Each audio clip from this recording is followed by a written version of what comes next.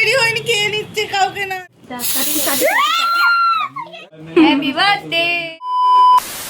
Hello everyone, তোমরা সবাই কেমন আছো? আমি তো অনেক ভালো আছি। চলে এলাম আবারও একটা নতুন ভিডিও নিয়ে। আজকে যাচ্ছি মাসির বাড়িতে। তো কেন যাচ্ছি, কি কারণে যাচ্ছি, সবটাই শেয়ার করছি একটু পরে। আর এখন বাজে 7:30টার মতো হবে।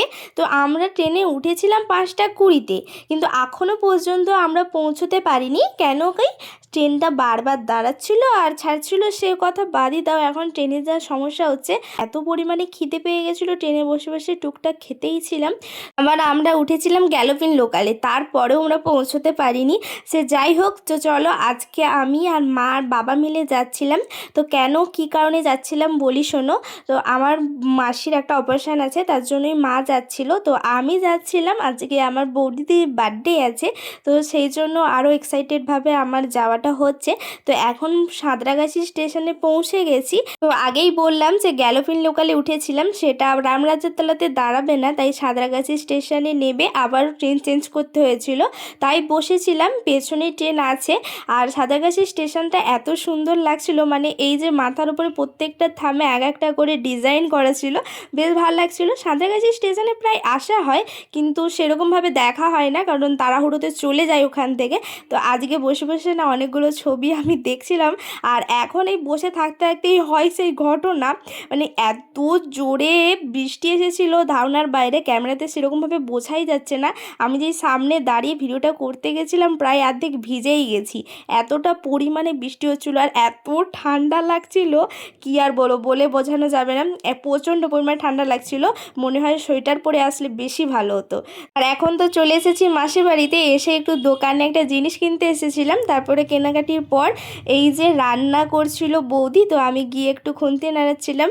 এখন আমাদের মাসির বাড়িতে আঁচের উনুনে রান্না করা হচ্ছে, গ্যাস পাওয়া যাচ্ছে না। তো সবাই জানো এখন গ্যাসের যা সমস্যা চলছে। তারপরে এই যে এসেছিলাম একটু ডাক্তারখানাতে, মাসির এখানে অপারেশন হচ্ছে, তো একটা রিপোর্ট আনতে ভুলে গেছিলো, তাই আমরা দিতে এসেছিলাম। এখান থেকে আবারও যাব বৌদির জন্য একটা গিফট কিনতে।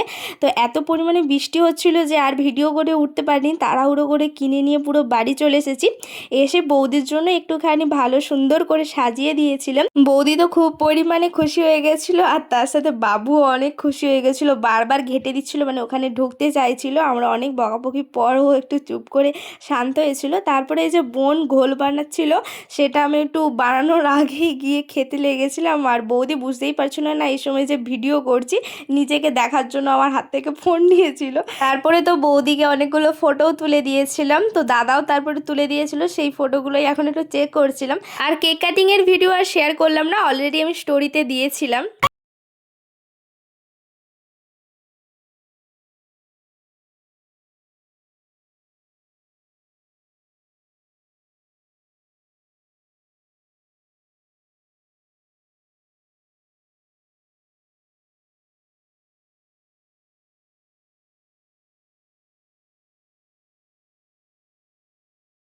তোমরা তো বুঝতেই পারছো যে ও কতটা এনজয় করছিল, বেশ মজা পাচ্ছিল, আমরা ওর সাথে বেশ মজা করেছিলাম। Happy birthday. আমরা তো নিজেদের মতন করে অনেক মজা করেছি। আর মাসিও চলে এসেছে অপারেশন হয়ে, তারপরেই আমরা কেকটা কাটিং করেছিলাম। আর এদিকে সবাইকে কেক মাখামাখি চলছে এখনও। আর এদিকে তো বৌদির পাওয়া চকলেটগুলো আমরাই খেয়ে নিচ্ছি।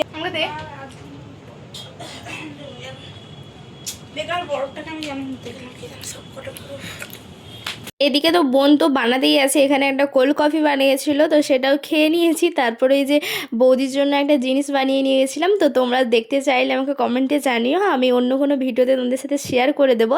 তারপরে বাবু সেই স্প্রেটা হাতে নিয়ে কি বলছিল, তোমরা একবার শোনো ওর কথাটা। কি এটা? স্প্রে।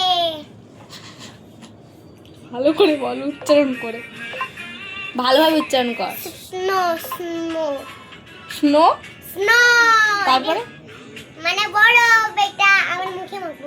চলো এখন আমরা ডিনার করে নিই। তো তোমাদের ভিডিওটা কেমন লাগলো অবশ্যই জানিও। আমরা তো অনেক অনেক মজা করেছি। দেখা হচ্ছে আবারও নতুন একটা ভিডিওর সাথে। ততক্ষণের জন্য সবাই ভালো থেকো, সুস্থ থেকো, টাটা বাই বাই সবাইকে।